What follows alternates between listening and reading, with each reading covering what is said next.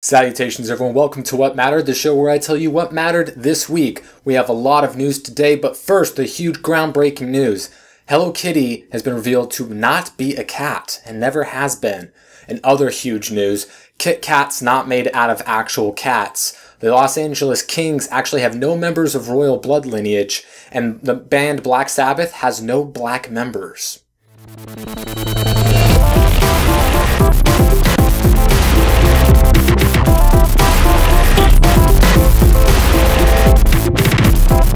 The first bit of news, Nintendo announced a brand new 3DS model, actually two. One that's the size of the normal 3DS model and one that is the size of the XL model.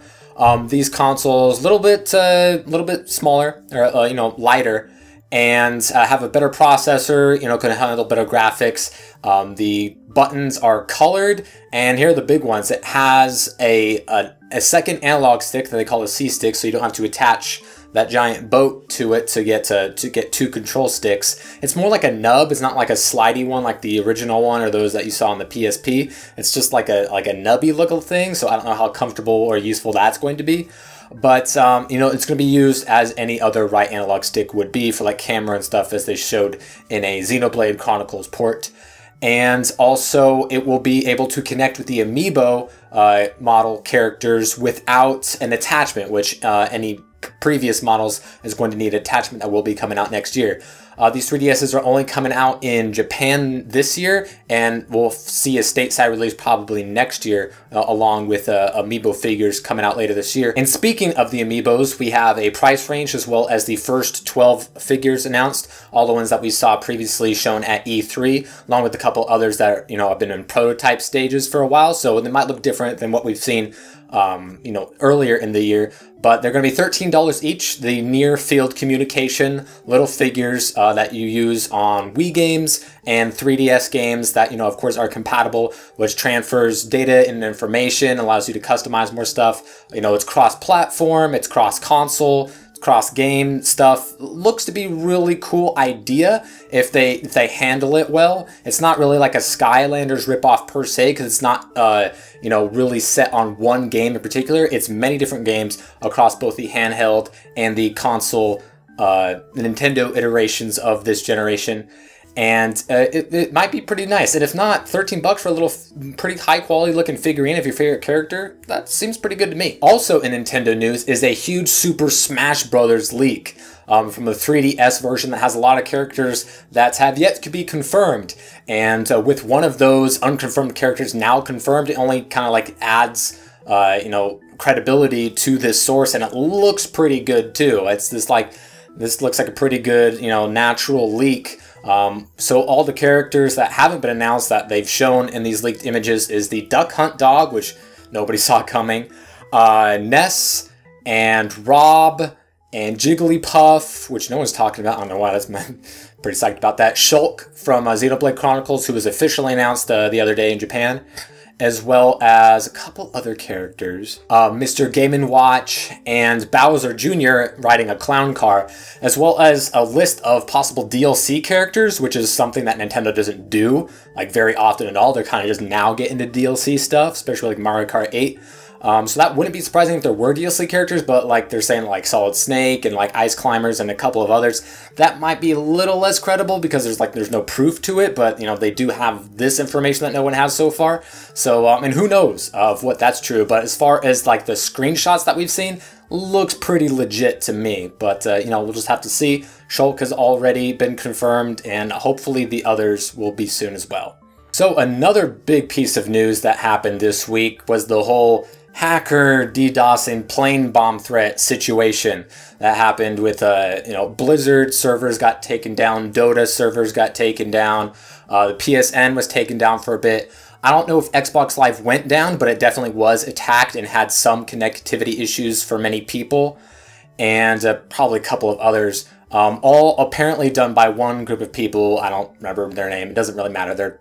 They're not relevant to the story. Just a bunch of little nerds who just like ruining everyone's fun and, you know, getting maybe a giggle out of it for like 5 seconds and then moving on. Also called in a plain bomb threat that held the Sony CEO. He was flying over to a conference and that had to be diverted because of the threat that was made over Twitter.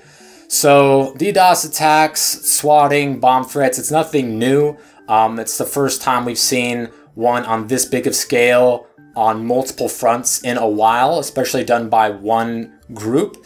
I mean, I made another video about this entire situation and all of the stuff in that hacker community. I don't know why we're calling them hackers. All they're doing is pressing a button. Looks like someone who makes a Hot Pocket and Master Chef. Because they're just using stuff that other people made, pressing a button, and then things get taken down. It's a terrible, shitty thing that's happening, and there's really no way to combat it. Some people wonder why these threats are being taken seriously, but they kind of have to. They're on these levels of, like, you know, bomb threats and hostage situations and murderers going amok. A lot of, you know, streamers, people have been swatted, especially in the past week. So, I mean, just more of this crap is happening, and hopefully these people get caught. A lot of times they do, even though they feel that they're invincible, and let's just hope these losers get justice brought to their front door with the barrel of a gun. Other big news this week, Amazon bought Twitch. We learned months ago that Google was apparently looking into buy Twitch, and, you know, it looked like that was going to happen for like around $1 billion, and then once it happened, it was Amazon. Twitch said that Amazon gave them the best offer. There were certain things that they couldn't agree with Google on, and would make a lot more people upset if Google acquired Twitch, since they already have YouTube. So they would have the #1 video service and the #1 live streaming service. You know, just, you know, monopolizing everything on the internet. But if one internet giant doesn't do it, it's going to be the second biggest internet giant, Amazon. So we'll see what comes of this. That's a lot of money. Some people, I mean, obviously not you guys, because you're watching the show, you know what Twitch is all about. That's a lot of money for one website that's just under 3 years old. But, you know, the numbers have been coming in for a while. Twitch gets a lot of viewers. They get more viewers per day and more time watched than CNN, MSNBC, MTV, like a bunch of channels that everyone has access to, and, you know, pretty well known and popular. Twitch gets way more traffic than those actual TV channels get. And that just goes to show the power of live streaming, how much it's grown over the past couple of years, and it's just going to get bigger. So I think it was a smart and, you know, fiscally responsible acquisition by Amazon. They got a lot of money to throw around with, you know, the former CEO buying the Clippers for $1 billion. And Twitch seems to be like a very, very good investment that's just going to get bigger and hopefully better in the future. The PlayStation Plus lineup for September is out. In the PlayStation 4, free games goes as follows: Velocity 2X and Sports Friends. For PlayStation 3, Sports Friends through cross-buy on the PlayStation 4, Horde and PlayStation All-Stars Battle Royale, which I have for the Vita. It's a pretty fun, it's not a great answer to Super Smash Bros. It's nowhere near that level, but still, it's free. And it's on the PS3, I'm probably going to get that. And Vita owners get Joe Danger and TXK, as well as Super PlayStation All-Stars Battle Royale through cross-buy and Super Friends through cross-buy. So potentially 4 free games there for the Vita. So a decent lineup. They've had a lot better stuff. So let's see what Microsoft has for their Games for Gold lineup for September. For the Xbox One, Games for Gold is giving away Super Time Force, which is still relatively new. I know some of you people have wanted me to play it, so I'll definitely give that a shot. And 360 owners are getting Halo Reach for free and Monaco. So they only get 3, PlayStation gets like $1 billion. But, I mean, I think they're kind of even. I think Xbox Ones are a little higher quality, but PlayStation has a lot more. And with the cross-buy stuff, not a huge month for either one, but still nothing to frown at. I mean, gained. And in Legend of Korra news, of course, Book 3 finished, and that was fantastic. Korra hype train. But we have some more information on the Korra video game that's going to be available for digital download on all available platforms. It's going to be released on October 21st. And they also announced another game mode that will be unlocked once you beat the game, a competitive pro bending mode, which looks pretty cool. It's very true to the show. It's got all the, you know, the rules implemented, and, you know, being able to bend the 3 different elements, and it looks really awesome. I don't know how I can get more excited for this game. I know some of you might have reservations from previous being slapped in the face from, you know, good television shows, especially cartoons, getting really crummy video game tie-ins, but this one is handled by Platinum Games. They make good video games, they make difficult video games, and there's going to be a super difficult mode on this game, and it looks like it has a lot of fun playability, true to the show. They have writers of the show making the story, they have voice actors doing the voice acting, and it looks really good. The combat looks amazing, and it looked like be the best true screen to game adaptation in forever. And in the no way that's gonna happen, wait, it did news, Pokemon is getting a Tekken style fighting game from the Namco Tekken team. Pokemon, like, straight up fighting. They have a trailer with Machamp and Lucario. You know, it's a pretty good looking trailer, and it's not coming out on any consoles, any handhelds. It's actually an arcade game, which I know for many of you is like, when's the last time an arcade game's been announced? 1995? But, you know, arcades aren't big in America really at all. They've kind of just been just annihilated from existence. But in Japan, they're still huge, they're still big, they still make money, and it's a big part of the culture.